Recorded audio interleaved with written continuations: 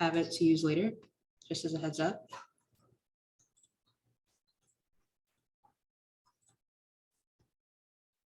Can I get a thumbs up if y'all can hear me okay on Zoom? Cool, thank you.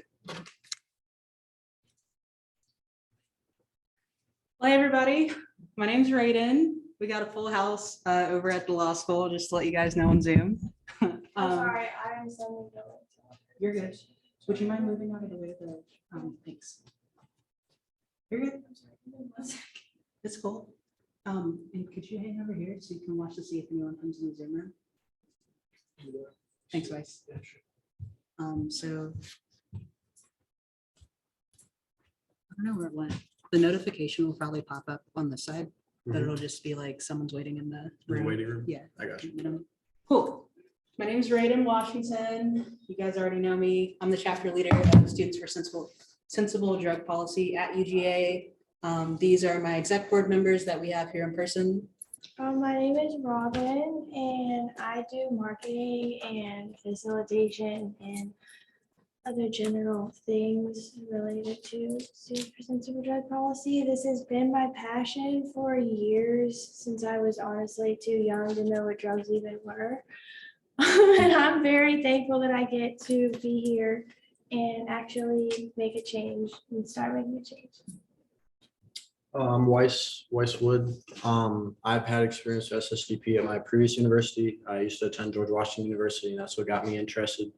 They had a bunch of really interesting events regarding safe drug use, different other initiatives. They had their own decriminalization initiative focused on psychedelics, which I thought was really interesting. So upon coming here to UGA, I realized that the SSDP chapter here was no longer active. So Raiden was a huge help in terms of restarting that. I tried to play whatever role I could, although Raiden is much more on top of her game than I am, much more type A than I am. I'll admit that one. Yeah. But yeah, I'm basically here to help out in whatever way I can. I think I had a specific role in the beginning, but because of my unorganization and lack of discipline, I am not as involved as I was previously, but I'm trying to get back into it and just manage myself better. But I'm very excited for what the future of SSDP here at UGA. I think there's a huge potential, especially in terms of the effort to decriminalize cannabis. I think there's a lot of potential for that, especially considering its decriminalization in different counties in Georgia, and considering the fact that Georgia went blue in the past presidential election, which was pretty unprecedented. So yeah, that's about it. Yeah. So one thing I forgot to mention was I am the first year student at the law school, hoping to go into drug policy once I graduate. We have a rep from Franny's here. I just want to give a shout out to Aaron. They've been a super big help in us actually getting into the local cannabis decriminalization effort that's going on in Athens, Clarke County. So that's a little bit of what we wanted to talk about today. Yeah, why don't you guys share what you're studying for your majors? Yeah, so I am a fourth year, but I don't know how long I've been here. I don't know how long I'm gonna be here.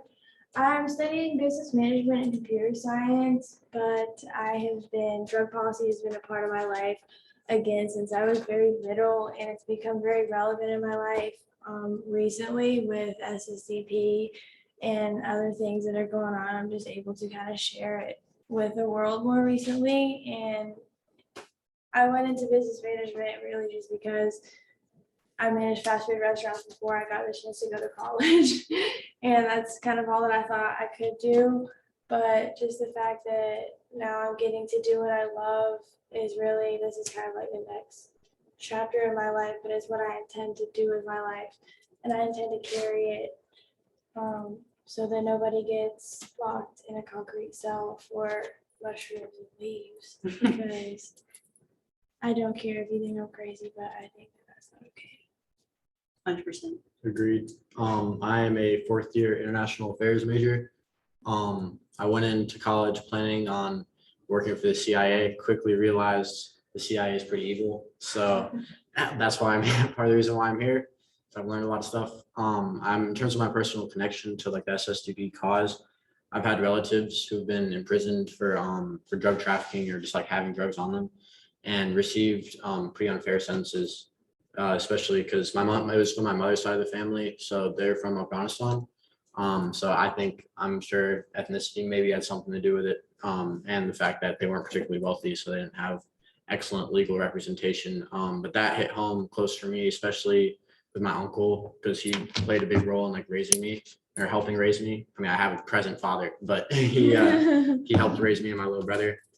And I remember when like one of my friends was over at my house. This is getting a little personal, but I don't really care. We were Googling some of my family members and we found his mugshot. And after that, like apparently people in the neighborhood like talked to my mom and he wasn't really allowed to come around anymore, which I thought was really shitty. And I don't think he should have really been locked up in the first place for what he did. But yeah, that's my personal connection to the cause. But yeah, that's about it. Do we have anybody in the waiting room? Yeah, somebody's trying to get. I don't know if she's in the way. I'm Maybe gonna in the disable way. it. Yeah. I don't know, I can't see them for I don't some know. I reason. don't know if she's there yet. She just said I'm trying to get on. Okay, well, it's disabled now. But yeah, Weiss is our events chair. We also have Trick in the Zoom. He's out of town right now, but he's our treasurer. And Trick and Weiss have been a really big help at getting things restarted since they were involved with SSDP previously, and I'm new to it as of last semester. I honestly couldn't have gotten all of us together without everyone's help, so he's selling himself short, but it's been a team effort to get things started. So just a little bit of background about SSDP in general. We are a national organization, completely student-led. The board of directors, usually with nonprofits, it's like all old wigs, like jobs, they're deep into their careers. But SSDP is really unique in the sense that students are the ones running it from the top to bottom. So we have students in the board of directors, we have students running the local chapters that are at universities. We have young people running the community chapters that aren't run through universities, but might just be like within a city or a different area. So that's super cool. As far as the UGA chapter, we've been around since about 2018, I believe. And due to COVID, we went inactive for a year, but we're getting back started now. Here are a few of our goals of what we hope to accomplish over the next little bit of time. We really want to focus on facts, not fear. If you know anything about the war on drugs, it's very fear-based. It's all about scaring you into thinking something terrible is going to happen if you touch any type of drug. And obviously, there's a lot of risk when it comes to certain kinds of drugs, and the amount and degree of that risk varies depending on what you might be using or what you might be interested in. But ultimately, people can't make informed decisions about what goes into their body unless they actually know how it works. So instead of just telling people not to do it and to be terrified if you even touch it, you're immediately going to become a drug addict and be on the street. Let's actually educate people about how these things work so they can better understand them. So we're basically coming at it from a few different approaches. We want a holistic approach to ending the war on drugs. In order to do that, we need to go outside of just the criminal justice system. Obviously, drug charges are like the leading reason why we have mass incarceration in this country. Drug convictions they account for the greatest percentage of reasons why people are convicted and in jail right now. And it's pretty sad considering America, we're not the biggest country in the world, the United States. And yet despite that, we have the largest percentage of our population in jail incarcerated right now as compared to any other country in the entire globe. So it's kind of insane. And then when you link that to the fact that drug charges account for the main reason why people are in jail, it's like, why aren't we doing anything about that, right? But ultimately, drugs don't just affect people that go into the criminal justice system. They also affect people when it comes to health. Obviously, people that use drugs, there's that degree of risk that I mentioned before. So we want to make sure people have access to services to help reduce that risk if they choose to use drugs. We also want to expand the amount of medicinal uses that are available to people for different types of drugs. For example, as I'm sure you guys know, in Colorado, California, places like that, the drug industry, the weed industry in particular, has exploded. Marijuana use over there is legal. There's a lot of different states that have it legal now all over the country on both sides. But I want to catch us up to that so people can really get access to something that's been proven scientifically, empirically, to help you in a medicinal sense, not just in a recreational sense. But recreational is great too. We're going to get there eventually. I also want to help, or we want to help everyone talk about the history of drug use and the spiritual practices that kind of underlie that. Communities of color from back in the day, indigenous communities, used to use drugs and still continue to for spiritual purposes. And ultimately, that sort of narrative has really been tainted by the stigma that the war on drugs has attached to drug use. So it's difficult for even people that have like religious reasons for using drugs to do it without a lot of negative attention from law enforcement, from the government, being separated for something that has a spiritual meaning to them. And that's really unfortunate. So we really just want to give people autonomy and agency and being able to do what they want with their bodies. You know, it should be a free country, right? And if you're going to do something to your body, you should be able to do it responsibly. Even with the scariest of drugs, there's ultimately a way to do it to where you're not ruining your life with it. So if people know that and they're able to do that, then hopefully we can get them there. And removing the social stigma around drugs is one of the ways that we can do that. Hopefully this works now. Nope. It was working earlier, I swear. I was so excited. I was like, we have a whole fancy flicker. There we go. So a few ways we want to accomplish those goals that I mentioned before through education, both in what we're doing locally in Athens, educating the greater community, educating Georgia. Legalize Georgia has partnered with us on our current meeting we're having right now. So shout out to Hunter and the Georgia State chapter of SSDP for helping us with that. But if you go to Instagram, legalize_Georgia, you can find their page. They've been posting a lot of information about current cannabis law in Georgia, as well as Franny's Pharmacy. Glad to partner with them.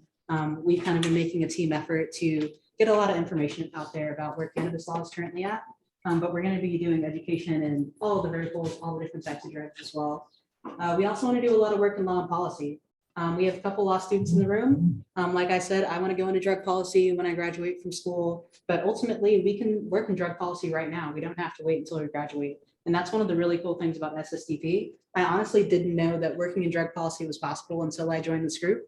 And like within, like, it was almost instantaneous, right? As soon as we joined, so many doors just started I opening. know, it was like, this is what I want to do with my life, and I could never do it because this is not an industry that exists. You know, this industry is literally obviously built to just tear me down and put me in a cell.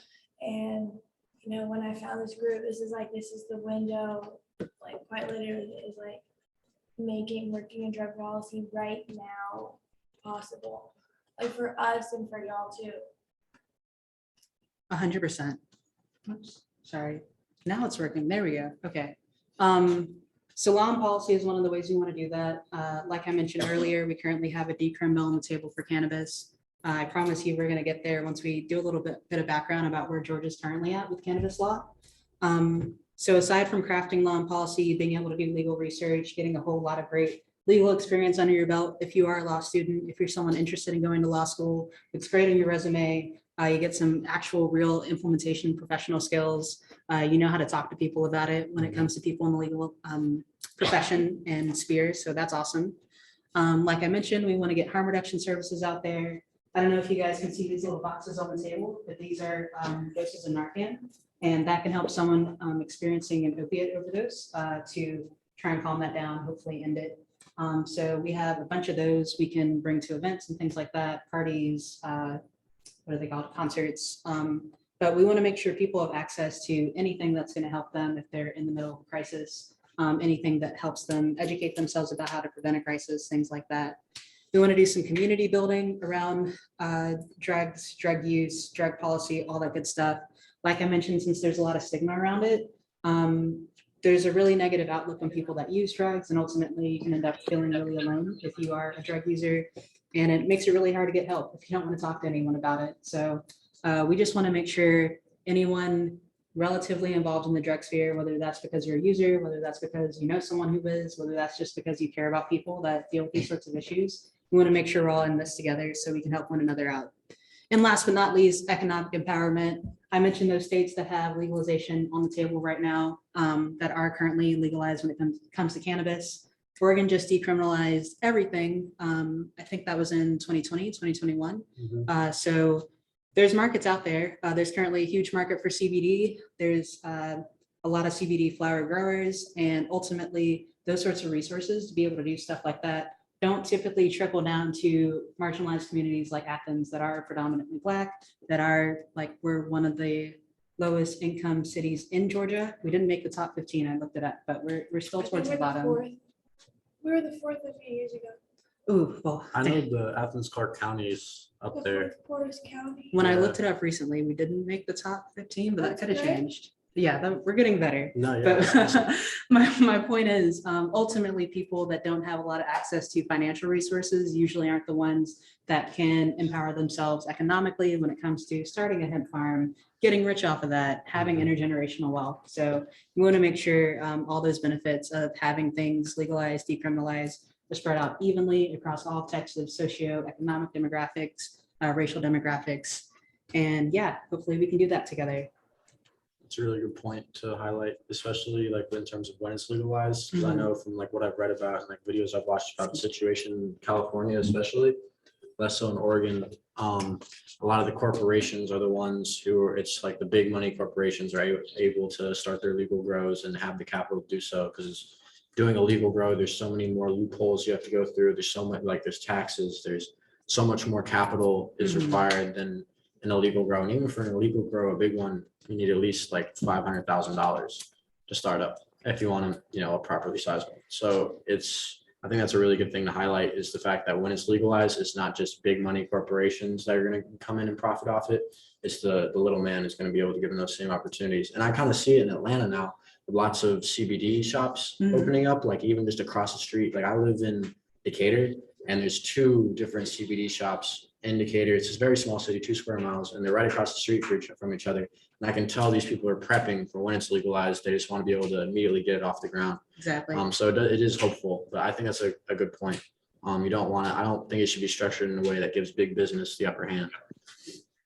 Right? Yeah, we definitely want to spread out that opportunity to everyone. Especially a lot of the big people who are trying to get into the drug industry, and a lot of the people that are, in legislature pushing for the war on drugs to continue and to continue punishing people. A lot of the people that are making documentaries, such as there's the Dateline documentaries, they're very poorly educated, and the issue with a lot of these people is that they don't have experience with drugs. They're not drug users, they've never been, and they've never known anybody who has used, so they simply don't know what they're talking about. When you have never experienced altering your mind, the concept of a mind-altering substance is a little bit terrifying if you have no idea what it is. And it's easy to think that, you take it once and then you go crazy and you're instantly addicted because it's just a subject. It's a subject that you're completely unfamiliar about. We really want to replace those people with people who are relevant in the industry and people who have knowledge that pertains to the industry.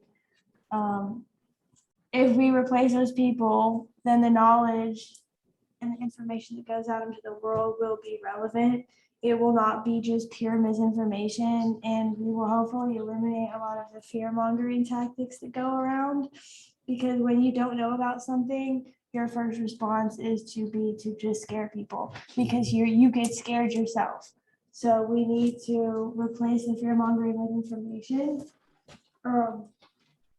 That's why a lot of the policies to punish and incriminate drug users are so harsh, because lawmakers simply just don't understand the concept of drugs. They don't understand the concept of recovery, and they treat it as criminal. They don't treat it as a medical issue, where it is simply a medical issue because it is an addiction to these harder substances as a disease, but drug use in general is not something that can be treated with incarceration.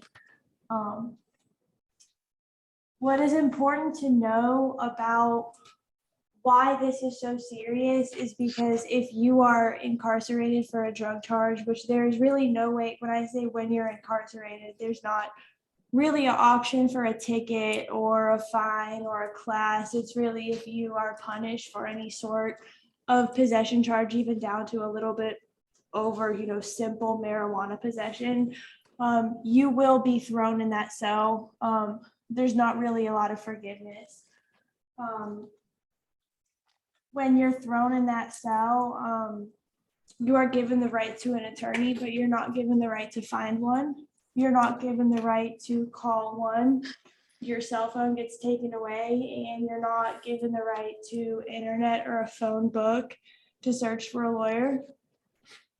You're also not given the right to your cash, credit, or debit cards or any of your bank accounts. Your assets essentially get seized. So you're not allowed to pay any of the fees that you're required to pay. How they get you in trouble by locking you up more for that is they can't necessarily throw you in jail for refusal to pay, but they can make that refusal to pay into a violation and they can punish you for that violation. So it's just one step that happens in basically 1 moment, 1 second. And it essentially turns the United States into a debtor's prison. That's what the war on drugs has done. Rehabilitation is not an option if you get your driver's license suspended or revoked, which happens a lot. And if you're lucky enough to still have your driver's license, you won't have your car anymore. It's seized in something called a civil asset forfeiture, which is a malicious loophole used by the government to legally steal your most valuable possessions, and you don't need to be convicted to get them back. I don't know if y'all know the percentage of civil asset forfeiture cases that result in innocence, no files, or no charges being filed, but it's 82%. It's almost 100% of the cases. You don't get your things back. What happens to your car is it goes to auction and it gets sold to a cop for really, really cheap. And then the policeman is the one driving your car down the road in a few months. There's no hope for a lot of these people that get incarcerated for drugs because of the resources that are instantly and permanently taken away from them. And it is a vicious cycle. If a vicious cycle exists, that's part of the reason why the percentage of people incarcerated for drugs is so high. It's not really like you're just thrown in jail for a month and then you get out and you go back on drugs and you go back into jail. It's more so like you are physically not able to function like at all in life. Not to mention, the career aspect, you lose your job and then you can't find a new one. You don't have transportation to get to your job. You don't have a cell phone to call your job. You don't have a driver's license for identification. The list goes on, and it's torturous and cruel. And it happens every 35 seconds. In America, every 35 seconds, somebody loses their entire tangible life in a simple drug possession case. These cases can take years to even go to trial. Thanks for sharing, Robin. We really want to do something currently right now. A lot of the things that Radom are saying, a lot of the things that they were saying really highlighted the fact that you don't have to be somebody special or highfalutin, or you don't have to have a title, or you don't even have to be a graduate in order to get involved in drug policy. You don't have to spend money. You can get involved for free. I think you want to talk about some of the events that we're doing with Franny's. Franny's Pharmacy they are very near and dear to my heart personally. That doesn't even have to include SSDP, but the things that they've done with SSDP has made a lot of the events possible. We just had an event a couple of days ago at the Franniversary, which was the 2-year anniversary of Franny's Pharmacy. So they've been on this earth blessing Athens, Clark County. Now they're originally in North Carolina, in Asheville. That's where Franny's farm is, but we've expanded in the past 2 years. There's one in Athens that's on West Side, and we've been doing that for 2 years. And we were able to table and get a lot of people to sign a petition that we're going to talk about later because I was going to sign at the Franniversary, and they're amazing people. They're amazing people there.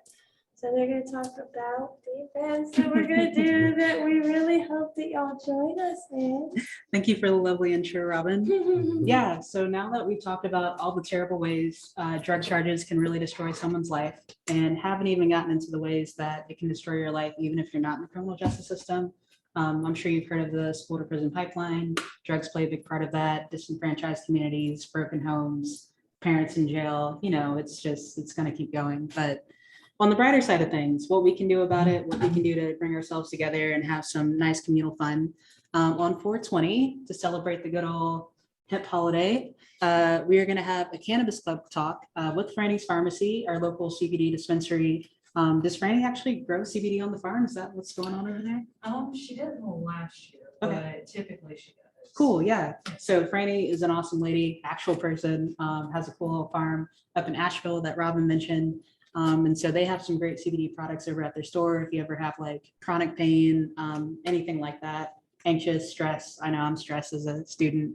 They have some great stuff that can help you out with that, and just great people. Like before I even got involved with them with SSDP, I would just go in there feeling like crap and like just having a conversation with them about like, this is what's bothering me, or like, it's this part of my body, or it's like anxiety or whatever. They would always make great recommendations as to something that would make me feel a lot better afterwards. And just the conversation of having people that really care is super Literally, awesome. They take care of you. Like you go in, and if you have like a specific issue, like if you're feeling depressed, or you have a migraine, or you have joint pain, Mhm. they'll come over to a diagram of your body on the wall, and they'll explain, us as humans, every species of mammal on Earth has cannabinoid receptors, and they have a cannabinoid system in their body, just like we have an immune system and a cardiovascular system. We have a cannabinoid system, and our body benefits in every way, every receptor, every part of the body, from your head, your brain, your mental, your physical, benefits from CBD. And Franny's Pharmacy has done they've made such a big impact on the community. CBD, when everything else gets legalized, the people that have heard about CBD first, they're gonna have, the knowledge. And CBD is kind of like the gateway for THC, so it's really, really important. CBD is like the start of everything. I've been to all of that. Yeah, so we're teaming up with them on 4/20 to have a little open forum discussion. We're gonna hopefully have more people at that one, but basically we're just gonna talk about how people feel about potentially decriminalizing marijuana in Athens, Clark County. We need everyone's support right now. The commission that is reviewing with the Legislative Review Committee. Most of them are opposed to it. If you want to know the commissioner on our side, their name is Jesse Huell, super awesome person. And so we've been working pretty closely with them to get as much positive reinforcement into the commission as possible, but we need everyone's help to do that. So that's going to look like sending in testimonials, getting some quotes from the event on 4/20. If you'd be open to either having like a written quote statement that we could send into them, or maybe even a video testimonial, that would be super awesome. But basically just bring everyone together to really talk about what we want in this ordinance, because we have the power as the people to shape what it's going to look like. And if there are certain protections that you wanted it, this is going to be a great opportunity to make that known, so we can send it over to the commission and let them know. On 4/22, that Friday following 4/20, we're going to have our inaugural H.E.M.P Fest. So that's a tradition with SSDP. SSDP is not hosting, let me say that. I, Raiden Washington, am hosting it. SSDP will be tabling at that event. So will BOLSA, the Black Lawyers Student Association here at UGA Law. We're going to have some representatives from Outlaw, our LGBTQ plus group. There's going to be a tenant attorney there that is a really close friend of mine. Her name is Sarah, to talk about if you have any like tenants' rights issues. I know there's been a lot of like evictions and crazy stuff like that during COVID. So if you're having a tough time with your landlords, there's going to be someone there to talk to you about it. We're going to have live musical performances, including myself, including the chapter leader from Georgia State's chapter of SSDP named Hunter. He goes by Hunter X Hunter for his DJ name. I go by Storm Cadet. Follow me on Instagram. Oh, yeah. We're going to have Jesse Huell, the commissioner, playing under their pseudonym Grid Economy. And then we're also going to have a local musician named Kimball Crane performing as well. We're going to get some artists from the community to be doing live art there. We got the tables if you just want to chill out and be away from music for a little bit. but it's going to be a really cool way for us to just come together, have a little bit of fun, party the pandemic away. Also a way for us to raise some funds. We've had a member recently that got some drug charges dropped on them, and they've been having a really tough time for all the reasons that Robin mentioned earlier, just trying to find an attorney, trying to pay for it, kind of difficult when the government seized all of your funds, all of your cards, all that kind of stuff. So we're trying to help them out, but we also want to donate that money to SSDP so we can organize around all the things that we've been talking about and really spread this message to the community. More details on that will be posted to our Instagram. If you like to follow us, UGA SSDP on Instagram and Facebook. And then from now through May, we're just really going to be trying to educate people about the cannabis decriminalization bill or ordinance that's on the table right now in Athens, Clarke County. I believe it'll be on the table until around May when they have to make a final decision. More details on that to come, but we want to give as much of a big push on the front end as possible before they just try to like shoot away all the old heads in there saying it's not needed. So I know like decrimming doesn't seem like a really big step in the grand scheme of things when we have the spectrum of like cannabis to heroin, for example. But I think it's a step closer to following in the footsteps of places like Oregon that have decrimmed everything, places like California and Colorado, and I don't even know, I think it's Boston, all kinds of places that have actually legalized marijuana. But being able to decriminalize it is one step closer to making sure all drugs are decriminalized, all drugs are legalized. I know it sounds kind of crazy and kind of radical, but the reason we're doing that is to prevent all those adverse effects that Robin talked about earlier. Having a drug charge can really ruin your life.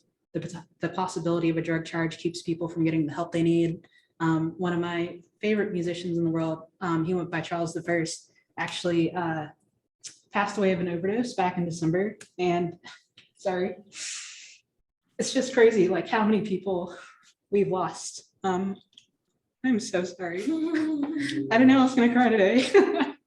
Thank you, but I don't want to lose anyone else, you know? So we'd really appreciate your guys' help. And before I have a complete emotional breakdown, I'm gonna go to the next slide. Rough. Yes.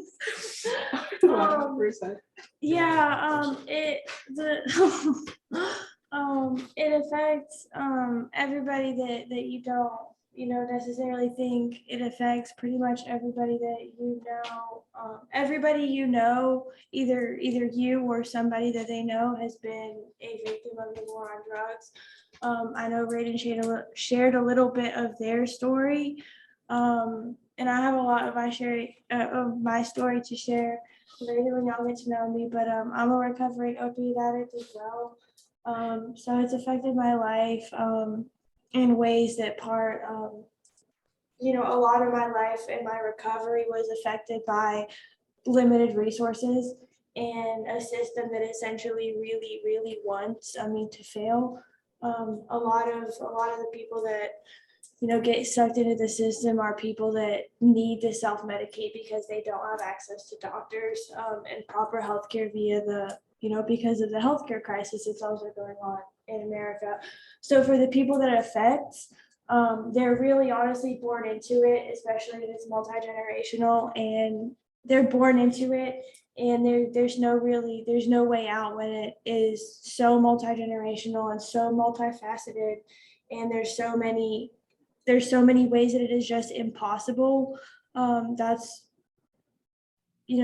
why it's so direly important that we need to start making change now, because people are losing their lives every day.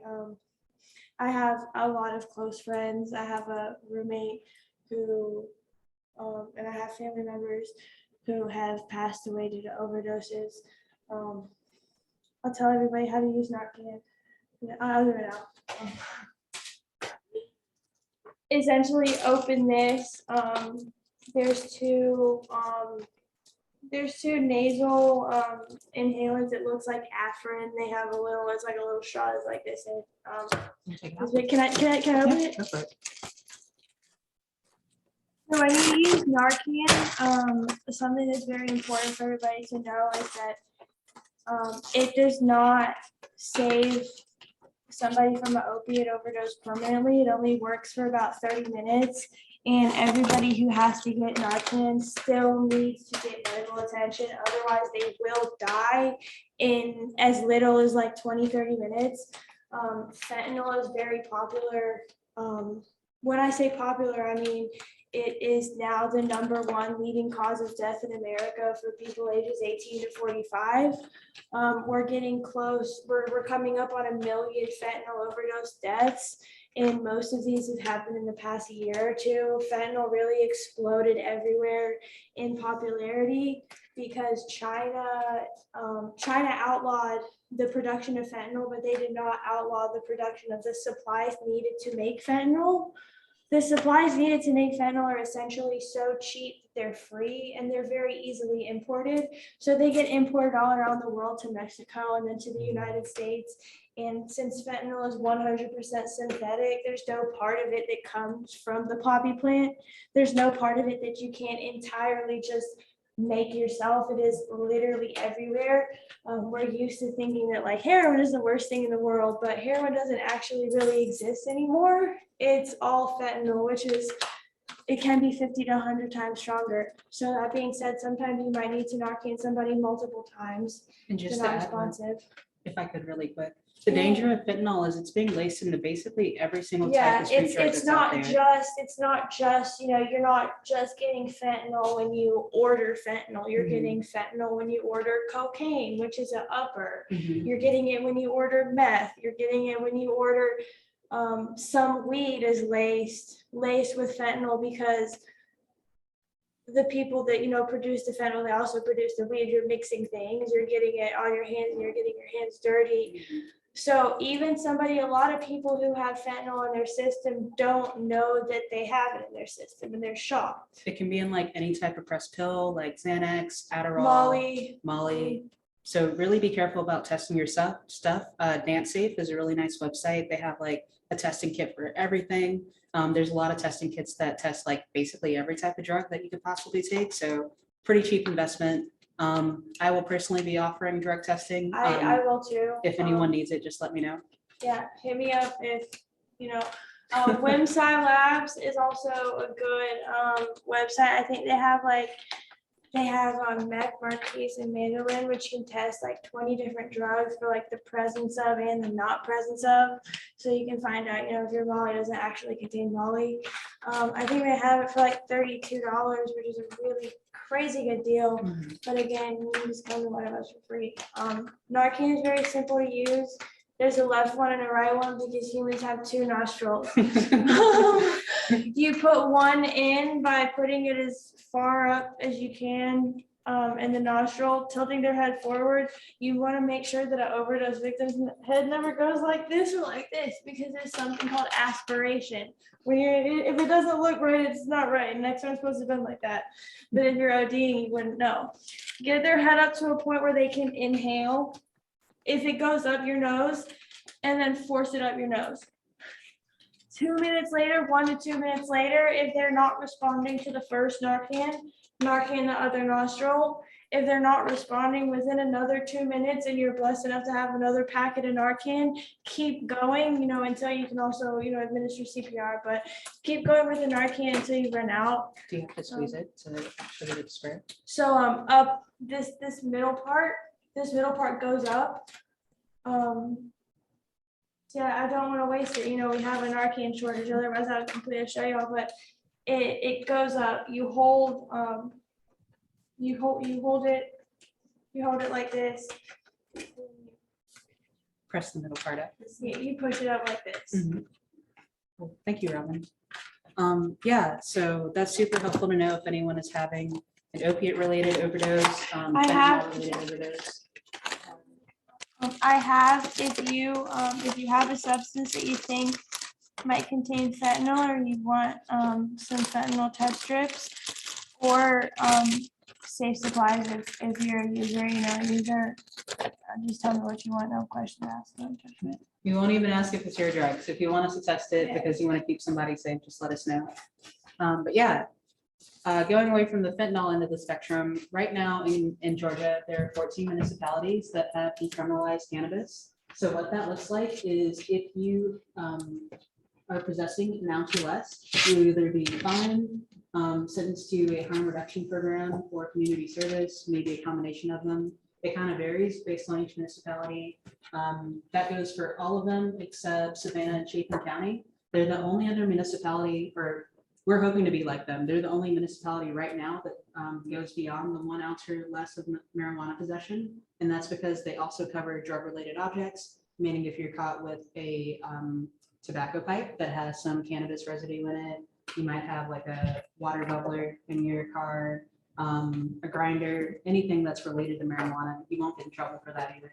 But the issue with the other counties right now is only the actual bud itself, the physical marijuana, not carts, not concentrates, not edibles. You'll still get in trouble for all that stuff. So that's If you're a family student, if you have an on the road. I believe they persecute the concentrates more harshly, like Mhm. it's on the It's same an grade as automatic cocaine, felony. right? Yep. For the oil cartridges, even if it's a Delta 8 cartridge, just because they don't know the difference, Mhm. you will still be charged with it. And that's exactly why we want to get everyone involved with talking to the Athens Clark County Commission. Right now, basically where we're at is back in February, I believe on the 4th, the mayor of Athens designated the commission to start a legislative review committee. That basically means that they asked them to look into cannabis law right now in Georgia, come back with some research, figure it out if we, as a city, as a county, are able to legislate in that area. So they're still in the deciding phases right now. They talked about some preliminary research during the last meeting this month. I believe every meeting is the first Thursday of the month at 1 o'clock. You can tune in on YouTube. If you go to the commissioner's website, the link to it is actually in our Instagram bio link. So again, at UGA SSDP, you can click there, find their contact info, email them if you want, call their office staff if you want to leave them a message. But basically, you can also find the YouTube link there to actually watch the legislative review committees live every month. So yeah, we basically just wanted to talk today about like, if you guys have any thoughts on what you might want to see included in the ordinance, given what we talked about so far.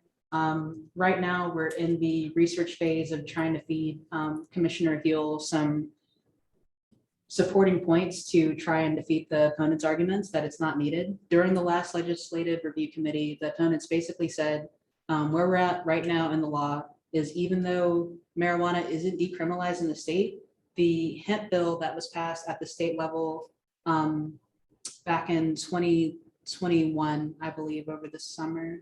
It might have been 2020. I'm messing up my date, sorry.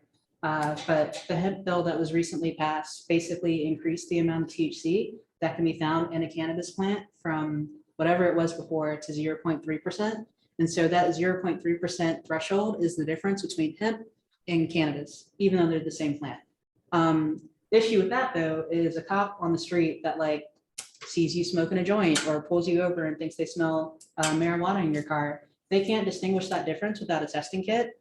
And right now, Georgia police officers aren't giving testing kits in the field to be able to do that. They do have means to test at the actual police station so they can distinguish the difference. But they usually reserve that for like big time drug dealers. Like if you're caught with more than an ounce, they're going to assume you're possessing with the intent to distribute and charge you on that basis. So I say all of that to say, we want to make sure the commission knows that unfortunately, we have to stay in the 1 ounce or less category right now, but regardless of if it's the hemp flower, cannabis flower, if it's a concentrate, if it's a pen, if it's an edible, if it's a lotion, if it's a pipe, if it's a bubbler, whatever you have on you that indicates that you might have cannabis in your possession underneath an ounce. We want to make sure all that is covered, all the drug-related objects are covered, or at least that's my hope for it. Again, I want to get your guys' opinion too.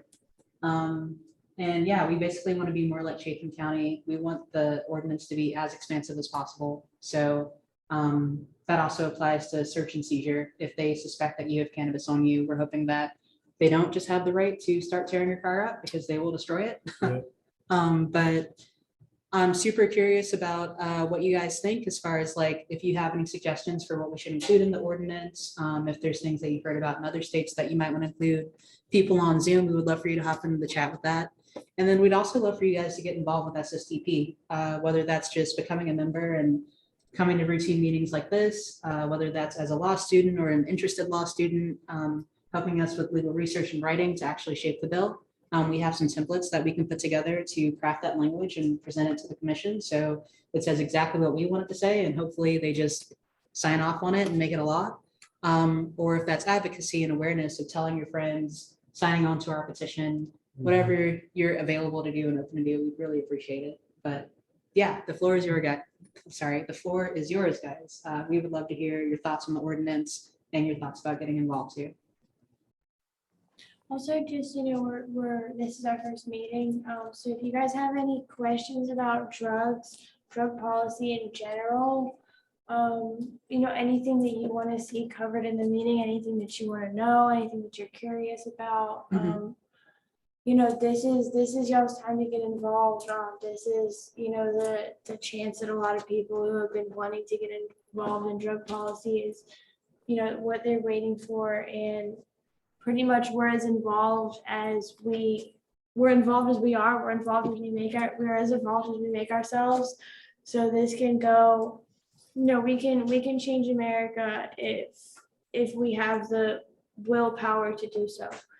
So if anything that y'all want to see in the next meeting, we're probably going to talk about, you know, the specific drugs, more on the specific laws, more about harm reduction practices, how to, you know, consume safely, in addition to, you know, updates because things change every day.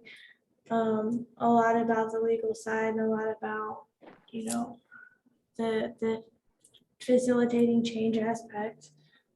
Does anybody want to see anything like specific in the next meeting that they can't wait to see in like the third or the fourth meeting? Feedback? Anything in the chat?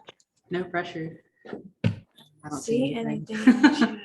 That's okay. We're content. I Yeah. think maybe, I mean, I enjoyed the discussion about fentanyl because I think it's really fucking crazy how, like she said, it's people 18 to 45, it's the leading cause of deaths. And the US still doesn't feel like legalizing drugs would help that. I feel like legalizing and regulating the drugs that could be laced with fentanyl might be able to help with that. So I think, Something that I guess, you know, if I want to add one more thing about fentanyl, majority of the fentanyl that goes around is in the form of counterfeit oxycodone pills. So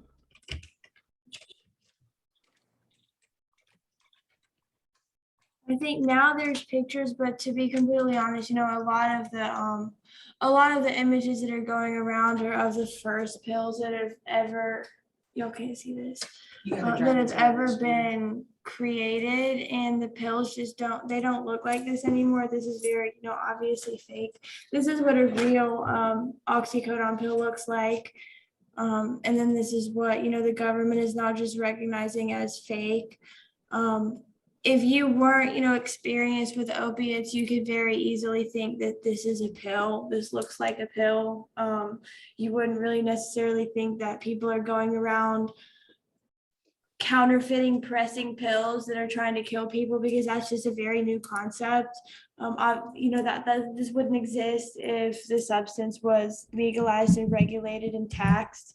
There would just be no reason to create counterfeit pills. It makes you wonder, you know, what is society we're in that we're counterfeiting pills. But yeah, no, a lot of these pills, they don't look as bad as this anymore, because the people who are creating them, the fentanyl distributors and the creators, they've gotten it down basically perfectly. So you think that you're, you know, taking a pain pill, you thinking that you're taking a pain medicine. They'll even go as far as to say that it is a prescription, and they'll show a prescription bottle of somebody's old oxycodone prescription, but you know, it'll be, they got the bottle from somewhere and then they put the pills in the bottle, and they'll swear up and down that they had no idea. It's really, really, it's a horrible what's happening. And, you know, I would say it's cruel and evil, but a lot of these drug dealers don't even know what a lot of, you know, they're doing because of the opioid epidemic. Oxycodone is essentially impossible to find now. So it can be in weed, it can be in uppers, it can be in downers, it can be in pretty much everything, which is why it's so important to get your substances tested. You're not going to hear that from a lawmaker or a documentary or a legislator who just tells you that if you instantly take the drug that it's bad. There's also some misinformation being spread that you have to test the entire contents of the entire substance that you're doing, and you have to mash it all up and destroy it in the process. You don't have to do that. Testing a tiny amount of the substance, it's not perfect, but it's significant enough to save your life. That's blatant misinformation that's being spread. Yeah, that's a little tidbit on the drug that's it's just something that is killing people every day. Very true. Thank you, Robin. All right, y'all. Well, that's all we really have for you today. Thank y'all so much for joining Thank you for us. coming. Yeah. Thank you. We would love if you got involved. I have some flyers down here. If you'd be cool with like the people that RSVP'd for the event, I would love to just add you to our roster. I should already have your GA email. That's all I really need. So if you're cool with that, if not, feel free to let me know. But that way we can just keep you in the loop about upcoming events. Like I said, we have a couple more coming up in April. We would love to have you there. Not only are we going to be partying on Earth Day for 422, celebrate 420 / our hemp project, help end marijuana prohibition, but we're going to use it as an opportunity to spread some love to local Athens artists and let people know about the Decriminalization campaign that's going on. Oh, there will be beer there, beer and food. So just a $3 cover fee, and we hope you bring your friends and just come and have a good time. So yeah, we'll be up here if you need us. Thank you so much for coming, and we'll see you guys around. If y'all could tell your friends, that if anybody is interested in that SSDP is a thing, we would love to have some cool okay. people join us at our events and our meetings. We'll be having another meeting, hopefully before everybody dies. But is Emma help us right Yes. away? Yeah, she's a tech student. So we have Cool. people that are Bridging the divide. UGA students here. So you don't have to join if you're not a I can talk. Brain jokes. I get it. You don't have to be a UGA student to be a member of SSDP. Anais, I don't know if you can hear me, but if you didn't register, we can resend you the RSVP link. Yeah, I'll send her a link. Okay. But yeah, thanks for joining everybody on Zoom. Is that your friend, Robin? Yes. Okay, I'll cool. send Get it worked out. But yeah, thank you guys so much for coming today, and we can't wait to see you in April. We hope you have a great time. What's your name again? Maggie. Maggie. Okay, we're gonna sign off. Bye, Zoom. Bye, Zoom. Yes. Oh, About, so the ordinance in Athens County, when are they voting on it? Erin, do you have more information on how soon they're actually gonna vote on it? Yeah, so right now it's up in the air. It has to come to a consensus in the LRC to either pass it on to the full body mayor and commission. That's when it will be open for public comment for the voting. And until then, we're just kind of in a limbo until the legislature figures out what they're doing, because it's like Ravens, and a lot of them see this as a futile effort on our part, yes, because it's already informally decriminalized, they say, because they don't have the testing equipment. That's what You are, but like it's not both ways, if the cops smell something in your car and you don't do the right thing, it's hard if they find it. Yeah, I mean, people are still getting arrested. It's just they say that the numbers are so low that they basically don't matter. But I would argue one arrest is too many. And when someone asks, well, if the police officers know they're not supposed to be arresting people or really harassing them at all about marijuana, the people in the meeting were like, oh, well, that's a great question. We've actually asked to speak with the 3 cops involved in those 3 incidents. I just. Right, because that's what Deborah Gonzalez has said, that she's not going to pursue charges, right? That's the DA, correct? Yes, so it's both, so this would be, and this isn't making it not a misdemeanor, right? It's just like reducing the penalty. Is that accurate, or is it making it not a misdemeanor? So most of the places that have decriminalized 1 ounce or less have fines attached to it. So let's say you get caught with less than 1 ounce of marijuana.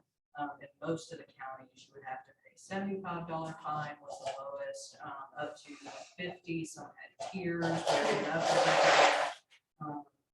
So yeah, you still get punished. It's just not going to jail. Okay, and so is it still, is there still a misdemeanor attached to that? Like, is it still go on your record as a misdemeanor? So it would go on your record in most of the counties, not as a misdemeanor, but as like, if you get a fine and you pay that fine, that's your admission of guilt. that you got Like, caught it's with. same as, we're not. So like maybe it's like if an employer, for example, is like to look up your record, that would show up. I don't know if it shows up on that necessarily, but it would be on your record, just like with a speeding ticket. You Okay. get a speeding ticket and you pay it, then that's your admission of guilt. Like, yes, I was speeding, let me just pay the $50. That makes sense. Yeah, it's the same way though, so. It just might not affect you as much as going to jail because of the vicious cycle that Robin and Creighton talked about. Do you know, does it create a new tier that is misdemeanor, or is that just still a felony? As far as I know, more than that, it's just. More of it's a felony, One ounce is Yeah. about, yeah. huh? So no matter if you Right. get more than that 1 ounce, you're not It's gonna- automatic. Mhm. That's part of the problem, but the issue is that is we can't, we looked into it, we can't go above the 1 ounce requirement because of the state hemp law. Yeah, so we would have to basically get permission from the state to like amend that legislation to do more locally. But yeah, do you guys want to like take a picture together really quick? Would you mind? Sure, cool. For the Insta? All right, Zoom, I'm officially logging off. No one's here anyways. Okay. All right. Let me stop recording.